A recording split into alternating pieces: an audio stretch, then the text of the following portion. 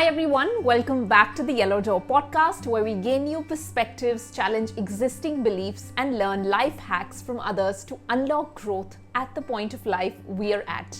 I'm Sonam Mahajan, a mindfulness teacher, life coach, and your partner in personal transformation.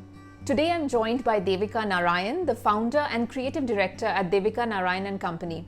She has spent over a decade at the forefront of luxury wedding design and is known to have created some of the most influential weddings in the Indian subcontinent, including designing Anushka Sharma and Virat Kohli's wedding. She brings in ideas of designing sustainable and mindful weddings by creating events that personify subtle luxury by engaging with local art and craft. I am personally very excited to have this conversation with Devika today because my husband and I, 8 years ago, we chose to not have a traditional Indian wedding. We went in for what one would call a registered wedding where we just signed papers. So I'm interested to see how our perspectives come together and if we can decode the attitude, mindset, and behaviors that we bring forth to our Indian weddings. Come join us in conversation. Hi, Devika. Welcome to the Yellow Door podcast. Hi, Sonam. Thank you so much for having me here today. Pleasure, Devika. I'm going to jump right in because there's a lot that I want to talk to you about. Devika, you've been known to create a multi-layered sensory experience in the weddings that you design. And you do this by bringing in a sustainable and a mindful lens to it. And this caught my attention because these are, both areas are areas that I deeply care for as well. And, as I was sharing before I do what I do now, I was working in sustainability space. And I was really curious to know how you bring in both these elements, aspects into the work that you do. So perhaps if, just to set the context, if we could begin with what was the intention, the inspiration for you to work in the wedding space? I think if I have to answer this honestly, we have to go, like I said, right to the very beginning. I reached the world of wedding designs completely by fluke. I think when you look back at life, then everything seems to be connected, and like one thing sort of seems to lead to the other. But honestly, I majored in literature. I wanted to be a journalist. So there's always been the sense of wanting to create some sort of impact in the world, no matter how big or small it may be. Um, and a series of what I call happy accidents kind of led me to the world of weddings because I realized that journalism wasn't meant for me and I wanted to do something in space design.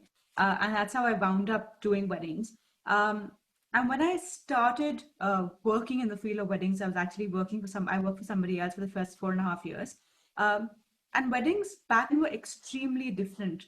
There was a sense of showmanship and grandeur that was associated with the Indian wedding. In fact, it's always known as the big fat Indian wedding. There was this sort of ideal that you had to outdo your neighbor, or it had to be bigger, and the bigger it is, the better it is. And that's the sort of sentiment that we began working with when I was in the industry. Till there was a point where I didn't know who was getting married. I didn't know the names of the brides and grooms because you would just deal with families. Pinterest had just come to India, so weddings in India started looking like these all white dreams, and people wanted chandeliers and sort of caviar flown in, and Spongli had to be there at every wedding in India. Uh, and at that point, I think something clicked in me because I think my process of, I don't think I ever thought that I would start designing sustainable weddings. The first sort of thought was that I wanted to design weddings that were Indian, that were more local, that reflected the culture of the subcontinent because we're very, very culturally nuanced as a country. I mean, every city you go to, every district you go to has a very strong sort of social fabric. And I wanted weddings that we do to define that, to reflect that. Um, and so that's where it all started for me to create weddings that were uniquely Indian.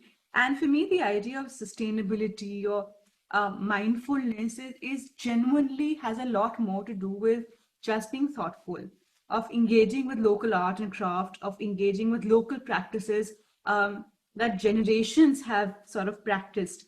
And there's a very strong sort of custom in India where an artist passes on everything he has learned onto an apprentice, and that apprentice could be his child or someone who he's taken on.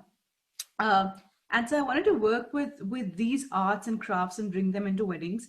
And that led me into this path of creating weddings that were local and thoughtful, and by default, that has become my sort of definition of sustainability, of anything that belongs to a particular region, of anything that is locally and ethically sourced, for anything that lasts longer and is not meant to survive for just one single day.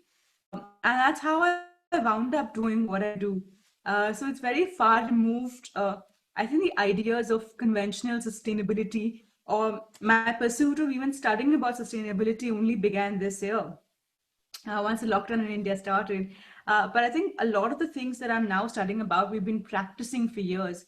And if you look at the way our culture is built, sustainable habits are a part of our culture that we've slowly given up in life.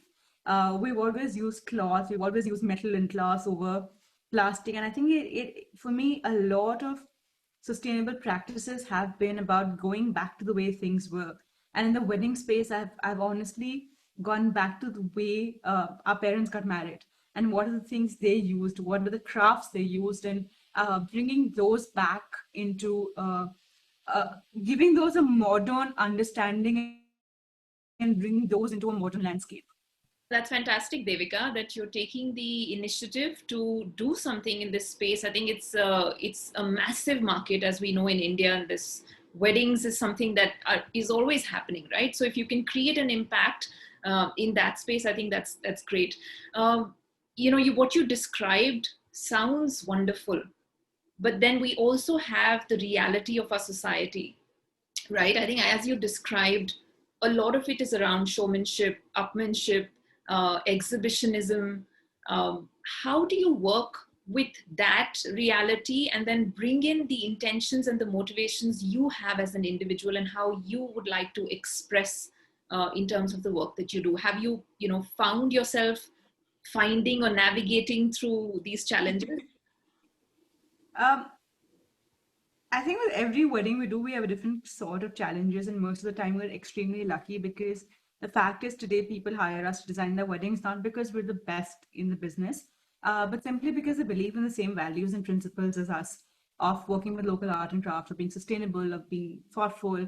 So we are quite lucky because a lot of the people who come to us with those values.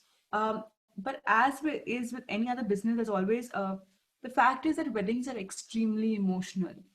Families are involved. In India, we still believe that you only get married once. It is the most important day of your life.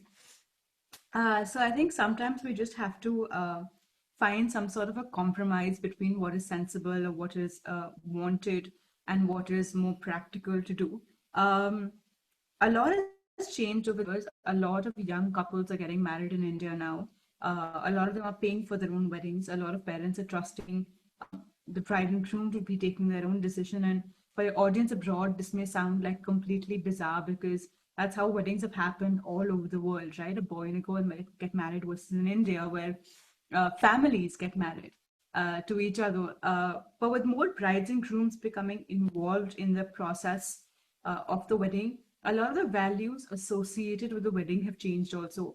The size, the number of guests have become smaller. Weddings are more centered on experiences, and that's how the young spend today, right? You want to spend on something of value, you want to spend on something of experiences, you want to spend on something you believe in.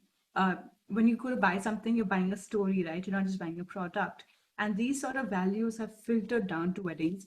But every now and then you have a father who's sitting and saying, I will not pay for a pure brocade, or I will not, I mean, why can't we have more people? And it's about, I think, the whole quest of, and I never say I design sustainable weddings. I say we're in the pursuit of sustainability because 100% is so remote for us. But in our pursuit, I think it is about compromise and seeing what you can push forward. As in the biggest sort of concern with any sustainable options are that most often you're told that something is bad. You're not ever presented with an option that is of equal value. For example, my fight with plastic bottles, single time use plastic bottles has been internal because there was a point where in India, any other kind of water was looked down upon, and it's fancy to have plastic bottles. till you stepped in and presented options of glass bottles, or saw how you could display water more aesthetically, and or in a way that it looked good, was cost effective, and was still sustainable. And a lot of what we do as designers are finding alternatives which tick off all of these boxes, and that's where we, I think, sort of have to compromise the most, and sort of where you end up fighting with the people you're working with. So for us, it's about educating ourselves, widening our own horizons, coming up with more practical options. And if you look at it, that is the role of a designer traditionally, right? It is to solve problems. That's how design is born. That you're supposed to. There are problems out there that you have to sort of solve. And with every wedding that we do and every project that we do, we're one by one trying to find solutions to these kinds of problems that we want fixed in the weddings we do. Yeah, absolutely. And I think, like you described, right, that's the reality of it. We have a not so great solution that needs to be replaced, but then what's the replacement? And more often than not, Correct. these challenges are very complex. Even the governments are working on it, let alone Correct. small businesses and large businesses as well, right? So these, I feel like fundamentally, yes, this is complex, and the awareness around it, the information around it for you guys, for the people, your clients who are consuming it. So there's, again, and we'll come to this a little bit later, but tell me, Devika, about the mindset.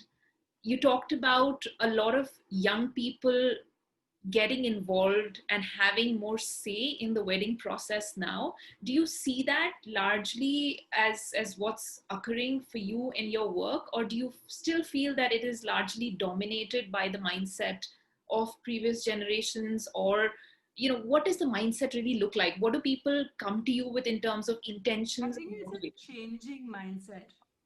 Yeah. We're at a very interesting sort of tipping point. Um, and I've seen that change in the last 5 years, where a lot more younger people are taking the onus of the wedding and are taking the decisions of a wedding. And every now and then parents are involved as well. But with every year, I see more young people making the decisions for their wedding. And that is what is causing this sort of change out there, because um, they are definitely well traveled. They are seeing the impact of global warming and climate change personally. Earlier this year, an entire venue got washed out because there was a cyclone, which is a direct result of global warming. And suddenly, I had the bride turn to her dad and say that venue that we skipped was because you wanted to serve plastic bottles at the venue, and you wanted to fly so many guests down. So I think we're seeing it more firsthand, and that is definitely what is causing a change. I can't tell you the number of times I'm sitting across a table with the kids fighting with their parents over something as small as this. And for me, this entire sort of conundrum is about the small battles. It's not about the big battles. It's about winning those small battles and those many small little battles that will win the war eventually, right? So I think this changing mindset is because there's a more informed audience across the table who simply wants to make better choices. I've never had someone sit across the table to me, whether it's some of my parents' generation or mine, that has said, no, it's okay to use plastic. They want a better alternative to it. They want more sustainable, more thoughtful options to something. And the fact that, and it's a terrible way of saying this, but sustainability, or the ideas of sustainability, are in fashion now. It's fashionable to say that something is organic or something is thought of. And I'm thrilled that it's catching on, because it's pushing people. Of course, there's the whole greenwashing aspect of it, but it is pushing people to make more conscious choices. And to me, those conscious choices are what is going to change our landscape eventually. And I think that is what is changing. People are leaning towards it. There's two things kept on a table. They're sort of leaning towards something that is more thoughtful, more mindful. And to me, those are wins we're living for truly today. And this is interesting, right? The role that, and this is true for our culture, that families and parents play a huge role in the way in deciding or determining how a wedding is designed, is produced in some sense. And how you live your life, forget a wedding.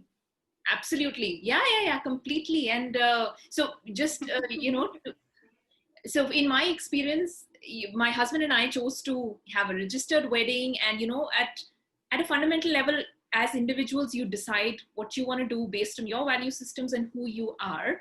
But then very quickly it goes on to the next level of parents. Now, in terms for us, both the parents were Right. on board, and there was respect for who we are as individuals and all of that. And that kind of allowed us to do things the way we wanted to, and, sign papers and get married. However, at that time, a lot of people said this is fantastic and they'd love to do it, but there is so much opposition from parents, and then parents would like their kids to do this, but then there is the societal pressure. So the fabric is so complex at times that I think it's a struggle also between fitting in to what society demands. And we are all human beings, right? At some level, you need to fit in somewhere. But at the same time, how do you shine your individuality and balance the two is something that has been a struggle when it comes to weddings. Somehow everyone feels the need or is pressured to do it in a particular manner. How have you experienced that? And you specialize in this for allowing people to be able to express, I feel, themselves in some way through the weddings that they have. What do you think? How have you experienced that unfold? Like I said, I can't tell you the number of times I've sat across a table and seen two generations argue this out with each other. Yeah. Till one of them walks and says, okay, you see how you want to do it. But I think what's interesting is that the fact that the fabric itself is changing is leading to a lot of interesting changes. When I got married, there was this beautiful compromise, and I see a lot of brides and grooms making this compromise, saying, we'll do one function for the parents and we'll do the rest for ourselves. So let's say there's a main reception or something where the parents will call 5,000 guests, they'll do what they want to do. And the weddings are becoming far more intimate, becoming far more thoughtful. They'll even, when they're doing destination weddings, they'll take 200 or 100 of their closest friends for that, and they'll come back and have a larger sort of reception. So that's become a beautiful way to compromise, where the larger chunk of the wedding is done keeping in mind things that the bride and groom themselves want. And then there's one function to pacify your relatives and your friends, parents, friends, and things like that. Devika, you mentioned the word pacify, which is interesting. How have you seen, and you're on the ground, so I ask you this, what are families pacifying for? I think there are two things Indian families say for: a house of your own and for your kid's wedding. And because you put so much expectation on that one day or those few days, that kind of builds on the pressure of how you're perceived, how you should be dressed, how things are to be done. And I think that's where when you start wanting to do something different, a certain amount of sort of pacifying has to come in. Most of us don't want 5,000 people at our wedding. We want our closest friends and family. But what about your extended circles? Those are the ones you have to pacify. So a lot more people are choosing to do that one function, which is what you call, like, for the larger extended circles, which a lot of those people, the bride and groom themselves, don't even know most of the time. They're your parents' friends, they're your extended family, the people you work with in extended circles, acquaintances almost. And then you have the smaller functions, which are for yourself, for your immediate friends and family, where you can let your hair down, where you don't have to pretend, you don't have to dress a certain way, you don't have to behave a certain way. And I think it's that unique balance which is sort of set in. There is, of course, the intimate experience that people tend to have and want. And, if it's a big experience one wants, that's fine too, but it's something that you want. Where I feel I've found it interesting to try and understand, where people are coming from, is when they do things that they don't align with, are not happy doing, the guests are not entirely happy, and then there's been this huge expenditure, resources that have been involved in creating something. So how does one make sense of that? Why do you feel people are still engaging in those pacifying acts when they don't make them happy necessarily? I think it's just a simple thing of something that's been done forever seems to be the right thing to do, right? And that's all that people are sort of working on. That so and so called me to his wedding. How can I not call him to my daughter's wedding? I was called to that, and forget about the people I engage with. These are arguments my own father gave me for my wedding, saying he had a list. I'm not kidding. He had an Excel sheet of 500 people saying they invited me to their kids' weddings. How can I not invite them to my wedding? I didn't know 400 of those people. I had never met them in my life. I had never heard of their names. But it's a sense of sort of earning a favor almost, or returning. It's It's as my dad said, it's what polite society does. Of when someone invites you, you invite them back. So I think it's just about playing with the dynamic of what works for different kinds of people, um, and sort of dealing with that in a way that nothing gets compromised. Yeah. And it's a sort of like sidetrack that families have chosen to take to balance this out, because Yeah. nobody wants to have 5,000 people there, but it's just how things have been done for the last 10 years. And this is, as I'm saying, it's a tipping point, because eventually people will stop hosting those 5,000 people functions. Um, the pandemic is going to cause that instantly, because suddenly you can't have 5,000 people in a room. That's become like that, literally the icing of the tipping point, right? That suddenly you have 100 people weddings, which is what we've been moving towards. It's just accelerated the process of it. Yeah. So Yeah. I think that's what it's been for so far, is that you come back and you have this one janta function, or like one society, or for society, that one function that you should, the correct thing to do. And then everything else is things that make you happy. Very interesting. Now, and you brought up the pandemic, right? So now, just wondering now that the pandemic has unfolded and there are these restrictions around the number of people who can attend, how it can happen. Has this been, have you experienced people feeling happy that they kind of, that pressure of having to pacify people has been offloaded and they don't have that anymore? Or has it been, have you still found people who really want to do it the big way and now they're struggling? What have you experienced? It's ironic, because I haven't spoken to anybody who is not glad that they have to restrict the number of guests. Of course, the number of guests is variable, because 2 months back you could only have 50, now you can have about 100, 200. But they're glad that they don't have to do things just because society demands it. And they're kind of happy that they can have their close friends and families. You want to spend on people you love. And that's sort of been a default of what is happening here. People are sad that they can't have their weddings the way they want to have it, in terms of, let's say, flying to another country, or being able to call all their close friends and family. But I don't think anyone is sad about not inviting acquaintances to their wedding. So I think as long as the government's good till about 300-400 people, families are quite happy about it. As the mother of a bride told me, that it's the perfect excuse, because my daughter never wanted so many people in the first place. And I think that one sentence kind of sums up the sentiment around your question. I think that clarifies. And like I was saying, I think it's informative to what people want to do, and perhaps what this situation in a way is allowing them to do freely without feeling that sense of baggage. And again, I think it's a negotiation process between what one is required to do, so to speak. And I think it takes a lot to come out of that space and just be Of course. your own. I think it will take a while. And I probably, like you said, this is a situation that is just going to yank things out in a way that we didn't imagine. It's going to fast track the process. Devika, if we could talk about the sustainable aspects, what exactly do you all look at in a wedding when you are in the pursuit of sustainability? I'm glad you said pursuit of sustainability, because I think we're so far away from having 100% sustainable wedding. Heck, we're so far away from having 100% sustainable life. These are all practices that we're sort of building in. And the way I view it is very, very simply.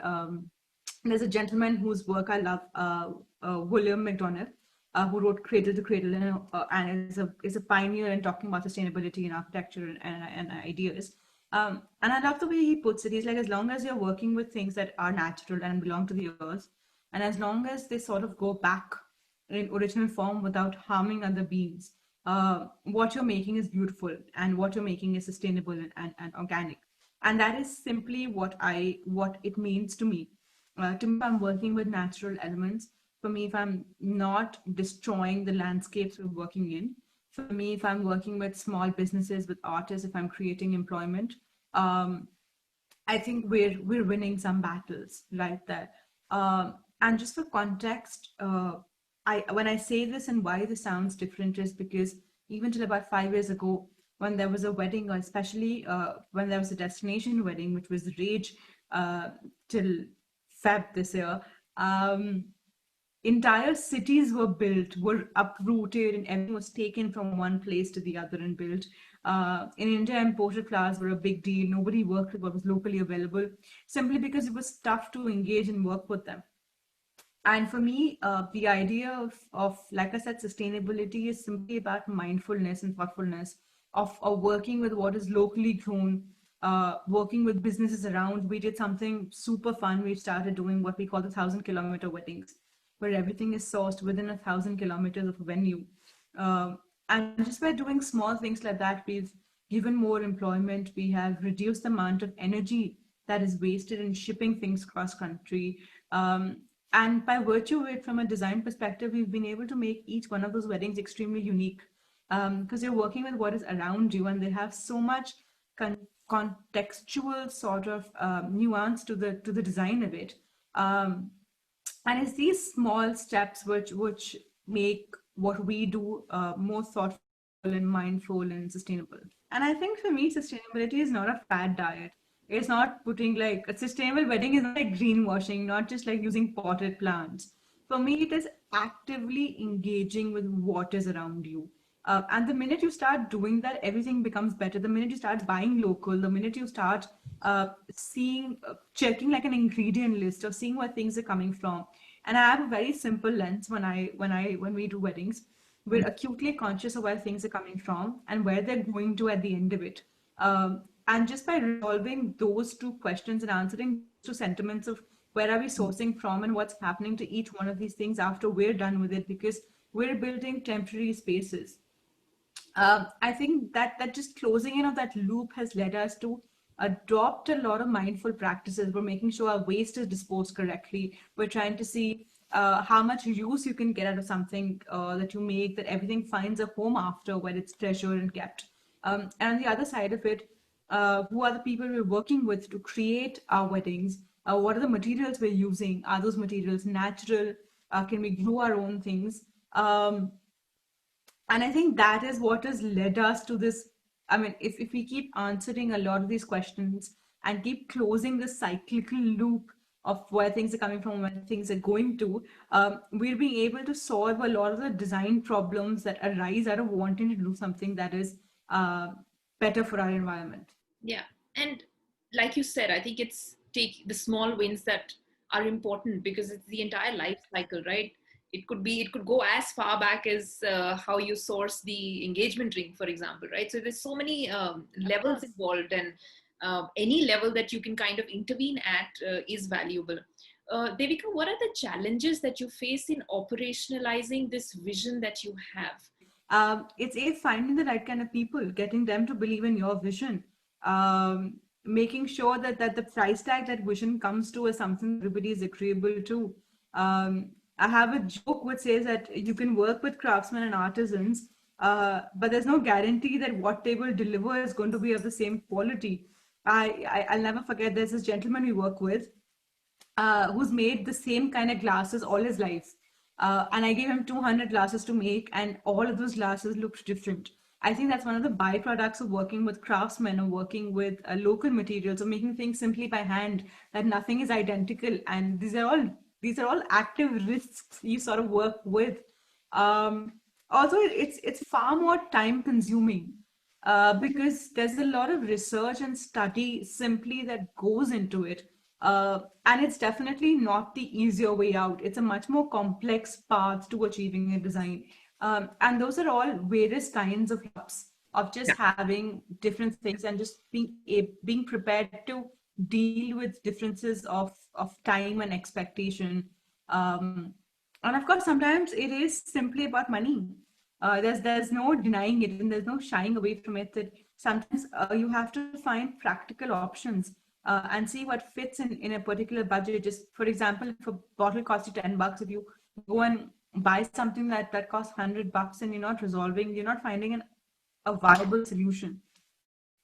And I think that's where our role as a designer is being extremely more important and integral to the process, because it's up to us to find viable solutions and sort of bridge the gap between our vision and the client's expectations and what can actually be made. Right. And this is the balance, right? That that you're probably working through, wherein you operate in the luxury space, and that space might not necessarily value optimizing processes. It's all about the exclusivity. So I feel, again, you're not optimizing for that, yet you need to put in place processes that will make things efficient, more resourceful, sustainable, and all of that, right? So definitely, I think it's not an easy integration that you're kind of managing day in, day out. Devika, talk to me about how you bring in mindful aspects or the mindful lens to the weddings that you design. A lot of what I'm going to say to you now will seem like common sense. But I think that's the one thing that I've realized seems to have lacked in the wedding scene in the past. Just small things like you invite guests to a wedding and you make them stand in a 100, you make them walk 100 feet to get a plate. Or you invite guests and then you don't look after them well enough, or they don't enjoy themselves at a function because you have a large stage where somebody's performing. I'll never forget one of the weddings we designed had 18 artists for a Sangeet. Guests came at 7 p.m. and left at 2 a.m. And there were still 3 artists who hadn't performed, and guests left because they were exhausted of sitting in one place and watching the performances. So when I talk of mindfulness, for me, mindfulness is just common sense of thinking about how you can make weddings fun, of putting the guests at the focal point of what you're designing for, of designing for the people who are actually going to inhabit the spaces. Another very comical example is when you look at any ballroom, the pre-function comes before the banquet hall, and most hotels suddenly prefer to put food outside. So as a guest, you see food before you see the bride and groom, right? Which is sort of counterintuitive. So for me, when I talk about mindfulness at weddings, it's just working with this sort of intuition and creating spaces that bring people together, that lead people to have more fun, creating experiences that guests enjoy. And the sentiment is not to be overwhelmed by those experiences. It is for them to be a part of it, because that is what weddings in India have always been about. For families and friends to sort of come together, to celebrate together, to actually enjoy and sort of become a part of the festivities, which is why we have such long weddings. The idea is simply for people and families to be together.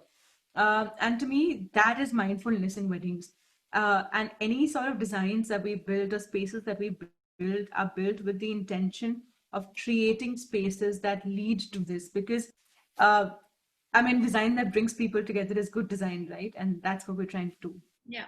And that's, makes you wonder, where did we go wrong? When we go back to the intention of weddings, like you described, it's about the love and being around people that you cherish and value, and you want to share that joy with.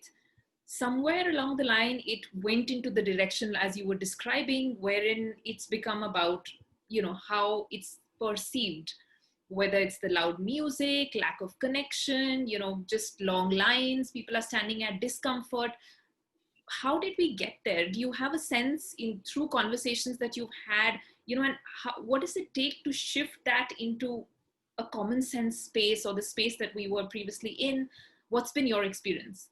I think there's a whole lot of things that led to it. I think it has a lot to do with the landscape of the country. A lot of people moving to cities, having smaller families, people being able to earn more, thereby needing to show that they earned more to do better. Just having more access simply to better things that you want to share with other people. And there's a whole bunch of dynamics that led to that wedding. And I was honestly too young to see the lead up to it, but I have been fully adult and alive to see the what I call the optimistic demise of it, because I'm so glad it's gone and over. And I think it's the way landscape is moving in its entirety. There's a very strong sense of nationalist pride, a very strong sense of what is made in India, of what is made locally, of what is made by hand and made with love. And the fact that all of these are coming back into sort of the main forefront of things. It's so funny because anything I see in a lead designer's store is stuff that my grandmother has in her cupboard. Every time I read about sustainability and sustainable practices, my grandmom's been practicing those things for her entire life. She's been reusing and recycling and growing. And So I think it is a lot to do with how we as a world are going back to how things used to be. And that is leading up to this sort of change of honing down, of just paying for something that has far more value, and Yeah. paying for something which gives you more value and more happiness. Yeah. And when you say value, then it also brings us to knowing that you need to know what you value to be able to value these things. Correct. You are not Correct. aware of what your value systems are, what you stand for, then it's very easy to get sucked into what society tells you is the right thing to do. Sorry, go I ahead. have a joke where the pandemic has changed that as well. Because Yeah. suddenly there's with the 6 month lockdown, there is so much value. Your shopkeeper down the road. Suddenly it's impossible to import flowers. So there's so much value for what you're growing within your country. There's so much value for the people because suddenly you know who your close people are because you've been on video calls with those people for the last 6 months. They've called in to check on you. So I think there's been, like I said, this beautiful tipping point, which is like pushed us to the other side of of of remembering what is important. And I see this sort of trickling down into our weddings, into the way we're going to be living life from now. Every time I read about somebody saying, "Will we go back to how life used to be?" I don't think we'll ever go back to how life used to be because our value systems have changed in the last 6 months, and it just took something as unfortunate as this to remind us of what was truly important. And I'm sure you will feel the change as well. Even though the world is open, I am still going back to my local vegetable seller to buy my vegetables because I've realized how much better they are in simple quality experience and what I'm adding to my ecosystem, just by shopping from him. And it's those small things which I think are going to trickle into life and society as a whole. Absolutely. And that is the hope, that we all become more aware, more aligned with who we are, and then operate from Of that course. space, because then that brings joy, of course. uh, Devika, you've also spoken about, and you work in the luxury space, right? So that my guess is that a lot of people come to you for the aesthetics around what you do, for the exclusivity of that, and may not necessarily be aligned with the values, but are happy to explore. What is the conversation that you have with them to shift their mindsets from perhaps some of the older patterns and trends that they would have liked to follow? Do you ask them specific questions? I think it's about educating more than asking and having any sort of conflicting emotions. I think it's simply about educating first yourself and educating the person across you. And I think anybody who's ever wanted to do anything different in the world has had to start with education of yourself and the other. And for me, that's all that there is. While I'm catering to somebody else's expectations, it's just telling them that flowers they love are also grown in India and we can hire them from what is available locally here. Or saying that, this is beautiful. I know somebody else who does the same thing. Or let's say a detail is stunning, but I already know of a wonderful NGO that makes this. Would you be open to working with them? And I think it's just telling them that this is a better choice. It's a more evolved choice for people to agree to it. And if you present somebody with better options, they're always entitled to choose better options versus whether if you just throw problems at people, they'll never make better choices, right? If you don't have alternatives, if you don't have better choices, lead out options laid out on the table. And I make sure that I have constantly more viable options for things, to say, I understand this is costing a lot or this is not workable, but this may look as good, and more aesthetic options also. And I think if it feels right, everyone's more than happy to help, more than happy to change something they have been doing for eternity for something that's right. Yeah, yeah. And it's even this shift in behavior, right? Sometimes consuming or working with a more sustainable product might not be as convenient for them in the wedding. Are people responsive to that, willing to take that additional burden? It depends on how much additional. A double no and a little more, why not? And I bring it back to your and my mindset as well, right? If you're buying something for 10 rupees, but suddenly if you have to spend 15 for something that is slightly more thoughtful, you'll be okay with spending that, right? But if it becomes 100 rupees, you'll take a step back and say maybe no. And as designers, it is our job to find better options. And that's what we're constantly doing, is finding better alternatives. And some days are wins, some days are not. Um, we designed this beautiful wedding. Someone told me you can't practice sustainability at a wedding on scale. So last year we took that up as a challenge and designed this beautiful wedding for 3,000 guests, where we grew the food, we grew flowers locally, we worked with seed paper, we worked with only local businesses, local craft. A lot of research and study went to it, and we thought we'd done a splendid job till this March, when I actually started studying about it a little more and looking back to everything, and I realized that we never calculated the externals of water and energy that we spent, and how much water it actually took to grow those flowers and that food. But like I said, every day is a sort of a compromise, and you have small wins, and then you have bigger challenges, and then you see how you can combat those bigger challenges for those things. And these are pretty complex, everything that you're talking about in terms of understanding the usage. I mean, do you have an expert? Do you get help on this, or do you guys work through it together? So we do have a sustainability consultant that we work with. For me, it's been, if you look at my desk right now, literally all the books on my desk have to do with the world. I want to show you my books. I have physics, I have emotional design, I have a whole like 30 books on how to, emotional design, cradle to cradle. So it's literally about educating yourself. And with the amount of, with the way technology and thought processes are changing, I think it's extremely important to keep up with things around you. And like I said, a lot of it is just boiling down to common sense. I've also, other than working with experts in fields, I also work with local experts. For me, my florist and my gardener know far more about what local flowers to work with than a sustainability consultant out of London does. Because they know what they have done for years. They know what is good for the soil.